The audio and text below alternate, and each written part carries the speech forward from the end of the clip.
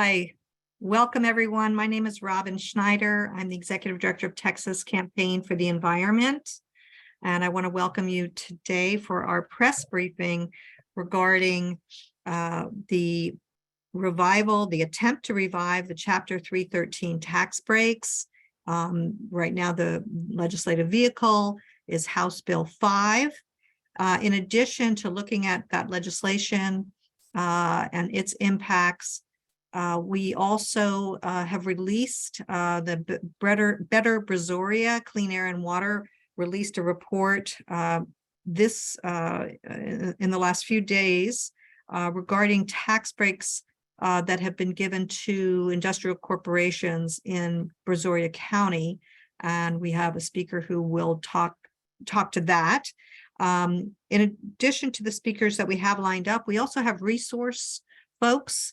We have Stefan Dindayal with AutoCase and Eric Bill with AutoCase, who drafted that report on Brazoria County. They also wrote the report, a similar report for the Coastal Bend, Nueces, and San Patricio County, which they could also speak to. In addition, Errol Summerlin is here with the Coastal Alliance to Protect Our Environment, who was involved in the release of that report in September of last year. As many of you know, the Chapter 313 tax breaks expired when the legislature did not reauthorize them in the 2021 session.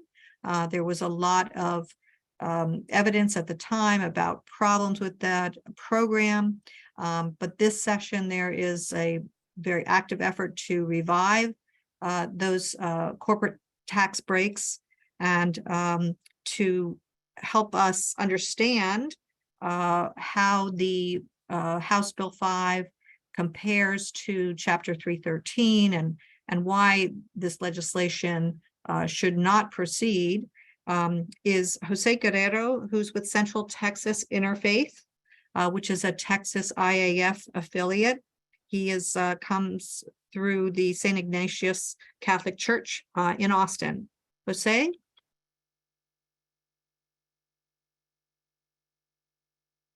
Thank you.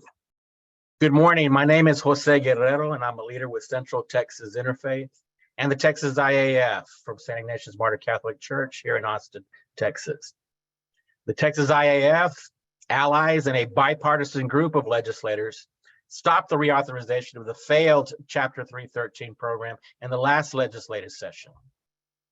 We demonstrated what happened if you took the $1 billion a year in taxpayer dollars used to pay for these tax giveaways to oil, gas, and manufacturing companies, if they were instead given to all school districts on a per student basis. 95% of the students were losing potential funding because of these Chapter 313 agreements, while the big winners were companies like Schneider LNG, Dow Chemical, and Exxon Mobil.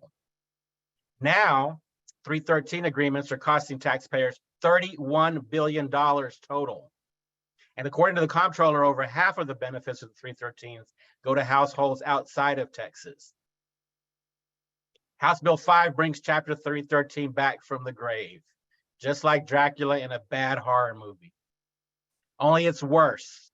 Worse for taxpayers, worse for schools, worse for workers, and worse for the environment.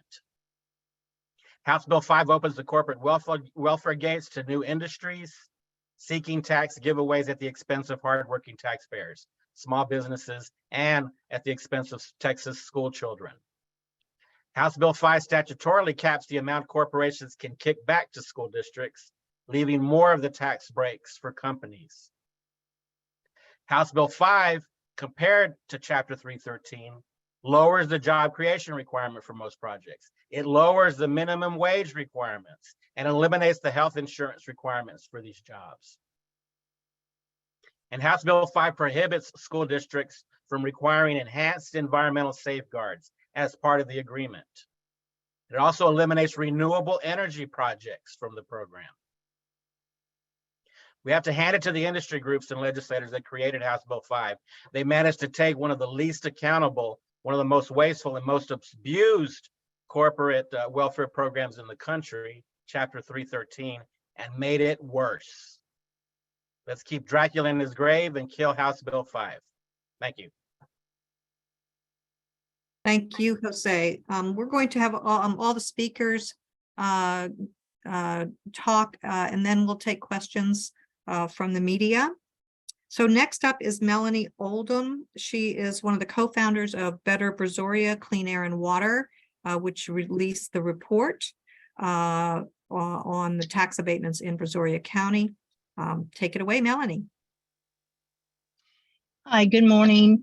Yes, my name is Melanie Oldham, and I live in Freeport, Texas, an hour south of Houston on the Texas Gulf Coast. Our group that we founded is called Better Brazoria Clean Air, Clean Water.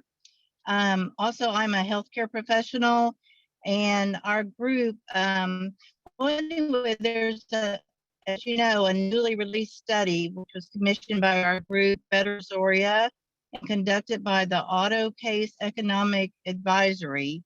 And this report has revealed for the first time that local governments in Brazoria County have authorized over $2.16 billion in state and local property tax breaks, benefiting 14 polluting corporations in our area. The 14 corporations are Freeport LNG, Dow Chemical, Phillips 66, Chevron Phillips, Ineos, BASF, C3 Petrochemical, ME Global, Praxar, Shintech, SI Group, Gladio, Chemical Specialties, and Solvay. The study's findings were calculated by AutoCase using details taken from each tax abatement agreement and the actual valuation of tax abated properties acquired from the Brazoria County Appraisal District. This study covers abatements created under all 3 state programs, allowing our local officials to authorize these corporate tax breaks. They are 312 tax abatement agreements approved by Brazoria County, Chapter 313 agreements authorized by Brazosport ISD, Sweeney ISD, and Angleton ISD, and also the industrial district agreements approved by the cities of Freeport, Oyster Creek, Clute, and Lake Jackson. Of that $2 billion in total corporate property tax breaks given, 62% were authorized by the school districts that I mentioned. While local jurisdictions have approved property tax abatement agreements for other industries, we don't have any tax abatements for any wind and solar projects in our Brazoria County at this time. AutoCase analyzed tax breaks given to various fossil fuels, petrochemical, and chemical companies that pollute our Brazoria County air and water, and it compromises our local health and safety. On the whole, these tax breaks give these 14 local polluters are expected to erase about 80% the beneficiaries' maintenance and operations property tax bills during the abatement period, which many cases last up to 10 years. So this report, you can read the rest of it. It's quite a few pages long. It's pretty shocking to me and others. And the fact that with Freeport LNG, basically they got $6 million in tax abatements for one job. That's all they promise here. They're always talking about jobs, jobs, jobs. Well, look what we pay for that. So anyway, thank you for your time. So to be clear, they got $6 million per job promised. People might recall Freeport LNG had an explosion in June. And when the study came out about why that explosion happened, it said because they didn't have enough workers on hand to safely operate the plant. So Melanie can answer more questions. Next, we have Mark Goloby. He's with the founder of TC Research Institute, and he lobbies for the Texas taxpayer. Welcome, Mark. Well, thank you. Welcome. I appreciate the opportunity here to visit. Yes, I've been fighting Chapter 313 with Dick Lavine at every Texan, along with the Texas Public Policy Foundation for 5 years. So woke up a lot of the grassroots to the cost of the program, the inefficiencies of the program, and the overall inequity of the allocation of these dollars to trying to go through there and track, which you can't because it's a great money laundering scheme, how these dollars go from the corporations back into the political sphere, which is also a concern of mine on this program. So again, I've been fighting it for 5 years. We've been going through there looking at a lot of the issues involved with it. One of the things is an actual abatement that was given to a joint venture with ExxonMobil and Sabic Industries, which happens to be Saudi Arabia Basic Industries, and which means that we have essentially Texas school funds going to the King of Saudi Arabia. And that should be very disconcerting to everyone that sits on the panel of the Ways and Means Committee. And it has been pointed out to them. It's been pointed out to them that the jobs that are created, I'm hearing a lot of numbers here. The numbers I calculated back in the last session were that while these companies say they create a $65,000 a year job, it's costing the taxpayers $200,000 a job across the state. So you go through, and I've asked Morgan Meyer several times, please give me $200,000 and I'll be happy to find somebody to give 65 to. Be happy to do that. I think one of the most telling things that came out was that the Texas Taxpayer and Research Association, when they asked Dana Harris, Director of Government Relations for Samsung, about these abatements and about what they're given.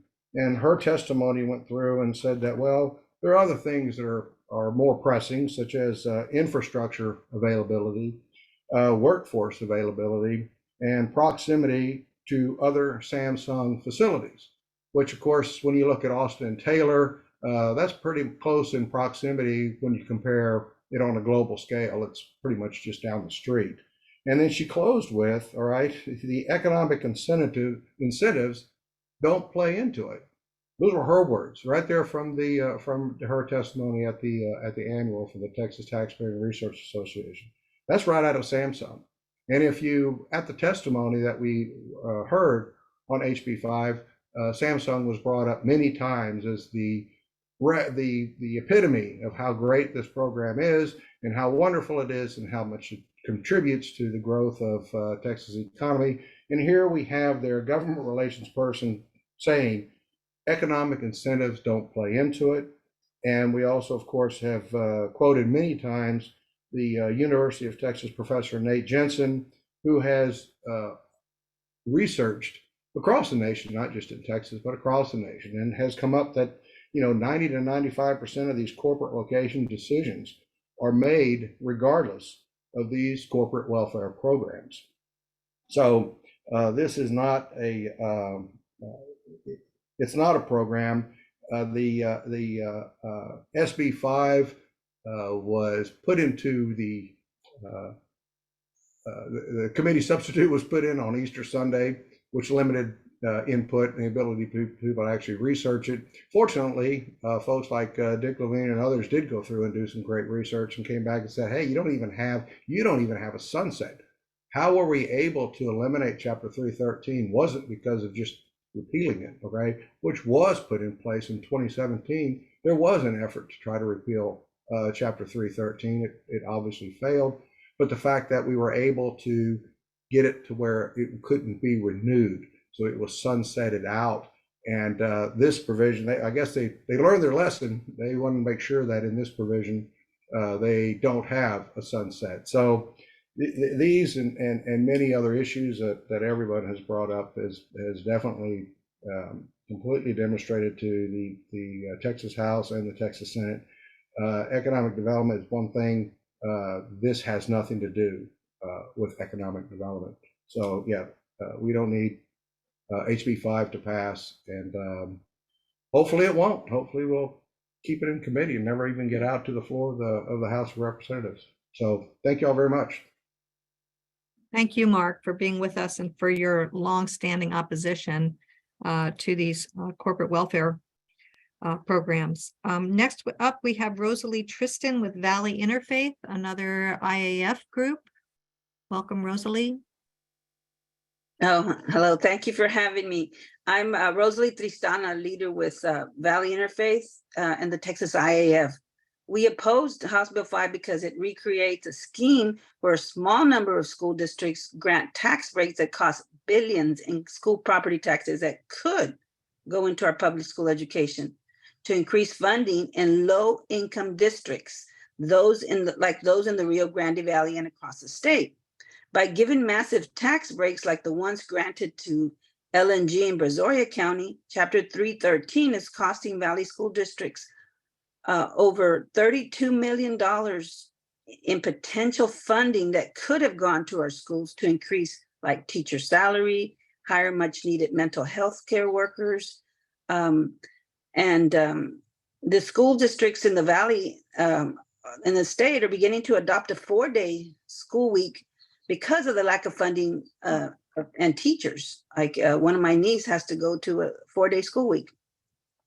Last year, Valley Interfaith worked with the Sierra Club to defeat a last-minute attempt by a company to win hundreds of millions in tax abatements for an LNG plant in the Port of Brownsville. The Point Isabel ISD board is one of the several school boards in the state to refuse to take tens of millions of dollars in corporate money in exchange for giving away hundreds of millions in school property taxes to wealthy multinational corporations. Brownsville ISD would have received $6 million more each year if districts like those in Beaumont, Freeport, and Gregory Portland didn't approve 313 agreements. Since House Bill 5 has no ending date and it allows companies to get a tax break every time they want to expand, the cost to our schools and taxpayers seems unlimited. Valley Interfaith believes in investing in economic development in Texas. Companies will come and stay here if we have a well-educated, motivated, and healthy workforce. Workforce and education are a much better investment in our people than paddling the profits of multinational corporations. Let's keep Chapter 313 in its grave. Thank you so much, Rosalie, for being here. And last but not least, certainly, is Dick Lavine with Every Texan. Hi, thanks, Robin. Yeah, my name is Dick Lavine. I'm the very senior fiscal analyst at Every Texan. I have posted in the chat videos from our website of my testimony against HB 5, and also last September when there was an interim hearing of Ways and Means about 313. A lot of the major points have already been covered. I mean, it's less accountable, it's more expensive, it creates fewer jobs at lower wages. I can go into the details. For instance, under the current system, most of the projects that get these breaks still have to pay as if they were worth $60 or $80 million. Even though they're worth $1 billion or $10 billion, at least they're paying as if they're worth 60 or 80 million. In the new bill, it would be 14 million in most cases. There's no audit. The audit in 313 was not especially good, but at least the state auditor looked at a couple of projects. There's when the application comes to the school district the first time, there's no discretion. They must pass it on to the controller. I don't believe there's even a need for a hearing or a vote. And when it comes back to the school district, they have 35 days to act. But we'd like at least a 30-day notice before a school board hearing, and then having watched some of these hearings, it takes a couple of hearings so the community can really absorb what the implications are of this tax giveaway. It's very important that there's no sunset, but also there's been no change in the key factor, which is, would these companies have come anyway, even without the tax break? And and especially now that HB 5 would allow expansions of the places where these corporations have already sunk billions into their refineries and other facilities. And where else are they going to go when the gas comes out of the ground in the Permian through existing pipelines to our coastline? Not every state has a coastline like that. We're just giving away money without any proof that it's necessary to attract these companies. One of the earlier speakers mentioned that half of the benefits go out of state, and half of the benefits that are in state go to those few families with incomes over $165,000. The way we know this is the controller has what's called the tax exemption and tax incident study that evaluates all these and the effect of tax exemptions by industry group and family income. There is a provision in the House rules for a tax equity note to be attached, like a fiscal note. But the tax equity note that's attached to HB 5 is meaningless because it says it does not affect a state tax. Well, that's technically true, but we all know that, as Mark and others have said, if we're not collecting the property taxes that these companies really owe to support our schools, it's going to come out of state taxes. They're like this together. And I don't think that the public needs to know, and I don't think the legislature should be making decisions without enough information. So that's just a start. I'm happy to go into more technical details if anybody wants. But thanks for the opportunity to lay this out. And I hope you do get a chance to look at my videos because I spoke for a lot longer there. Okay, so that, thank you, Dick. That concludes our formal speakers presentations. For those who might have arrived a little later, we do have some other folks with us, including Eric, Bill, and Stefan Dindayal, who wrote the Brazoria County study, as well as Errol Summerlin, who released a similar study in the Coastal Bend. With that, we can take some questions. Who has some questions? Please unmute yourself. Members of the press.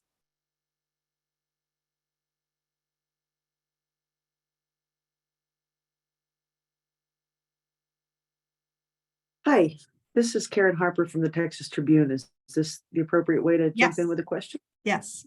I'm kind of getting caught up in some of the testimony, but I'm wondering, and we plan to talk to the lawmakers involved, of course, but I'm wondering what if anything they're telling you guys about the dropping of the environmental, since those were some of the first companies to get 313 benefits back when it was started. Have they given you guys any response on why they're cutting out the environmental? I'm just curious what they've been telling other people. Thank you for letting me ask a question. Sure. Anyone want to jump in and take that question? To me, this was the silver lining of the program, if there was one, that at least it was helping wind and solar projects. And with that gone, I don't think there's any reason why any environmental group would want to see this program pass, since it has so much benefit for the fossil fuel industry. But has anyone talked to legislators and heard them explain? I mean, they generally talk about uninterruptible power sources are the ones that should get the benefit, but. Okay, that's fine if you guys don't have anything clear. Well, I mean, it was clear after the big freeze that there were certain, especially Republican senators, who blamed wind for the problem rather than the freezing up of the natural gas lines. So they're starting from that source of misinformation and blaming renewables for all the problems. Also, and I'm just guessing here, but renewables are a competitor to some of these other industries, and they may like to have the field to themselves. And it's quite remarkable how far this bill goes to cut out renewables. It's not just the renewable projects are not eligible for abatements, but if you look through the definition of what they call grid reliability projects, you can get a break if you are dispatchable electricity or electricity that comes from provide stored energy to the battery grid, to the power grid from batteries, other than a project that generates electricity from intermittent sources, meaning renewable. Well, I mean, it's a battery. You don't care how the electrons got into that battery, but they are so intent on keeping renewables from having any benefit at all. They won't even accept battery power that happen to come from wind or solar, honestly. Doug Greco, it seemed like you also wanted to pipe in.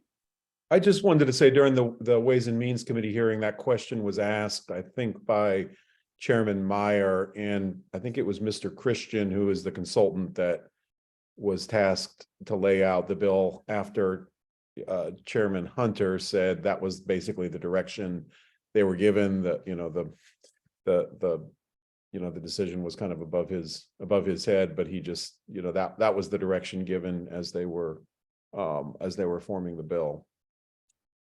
And here in the Rio Grande Valley, we have the windmills, and a lot of our small districts, they benefit from these windmills, and they're not even including the windmills here in the valley. So it's going to be kind of devastating for us here in the valley. Thank you guys so much. Okay. I see we have some other press folks here. Any other questions from you? Clarifications?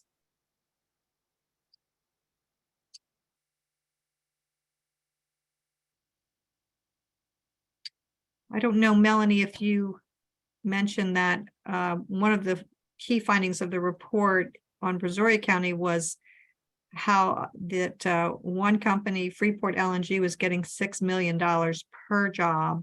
That does include, I just want to be clear, the Chapter 313, as well as the local abatements with Chapter 312 and what the local industrial district agreements. So just wanted to clarify that.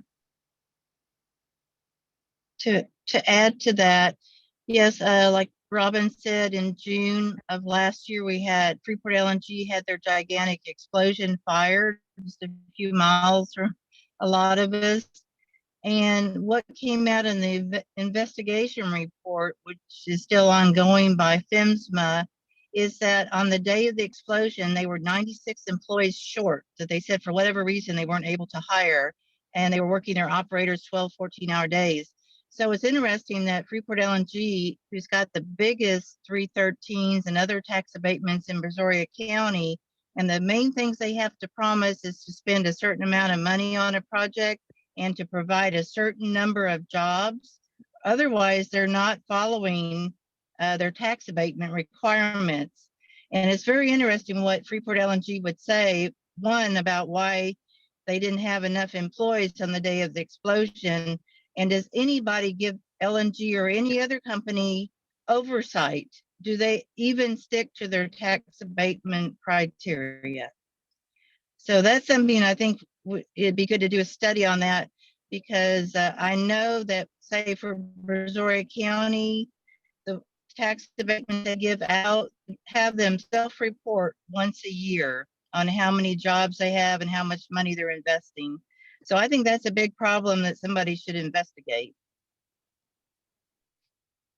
I think another area that needs to be looked into very, very heavily is when we look at the school district issues and the financing of the school district, is how these Chapter 313 agreements and the write down of asset values affect the recapture, the Robin Hood payments that these school districts give.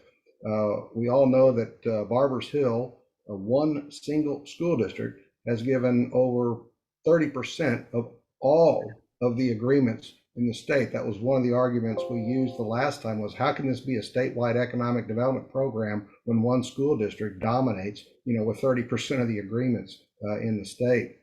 But in doing so, they have gone through there and lowered their contribution into recapture. I've been studying that for the last year, and I go through there and I have a list of the various school districts and how much percentage of their budget is being paid into recapture. So you look at Houston ISD is around 11%. You've got Dilley ISD out there in between San Antonio and Laredo, and they're paying something like 25% of their budget. Grapevine's paying 30%. When you go through and you start looking at Barbers Hill, it's interesting. They pay $10 million. They pay 6%. 6% of their school district budget, right, goes to paying recapture. So now you're sitting there talking about taking this burden shift, all right? And I even talked to a superintendent who said, oh, no, we can't get rid of Chapter 313. My recapture payment would be even higher. So we know they're not only manipulating the property values to lower these valuations and these tax subsidies, okay? They're also using it as a mechanism to go through there and lower their recapture payments into Robinhood. So how does that shift move around the state? And then if the Robinhood, whatever the school fund ends up short, then that has to come out and be made up from the general fund, would be my assumption. So again, that's something that I think is very critical to this program is how is this influencing, all right, the quote unquote wealth equalization that the state is mandated to do, by the court. So I think that's something that I've been looking into and needs to be addressed, I think, in this whole issues brought up about Chapter 313.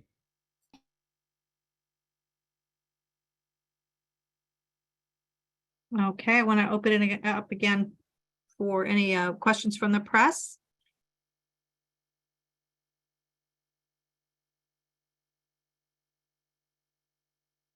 See, we have the Rio Grande Guardian here.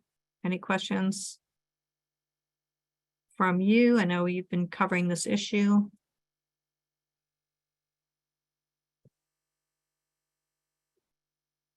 Okay, well, if there's no more questions, I want to thank everybody for participating and want to encourage everyone to stay engaged. The legislative session, I think, goes for another 43 days. And we definitely have our work cut out for us on this. So thank you, everybody, for being here. We'll have a video of this and we will distribute it to the participating organizations, and it will be posted for the press to view. We can get the word out on where they can find it. Thank you, Robin, for getting this together. This is great. Thank you very much. Thank you all. Appreciate it.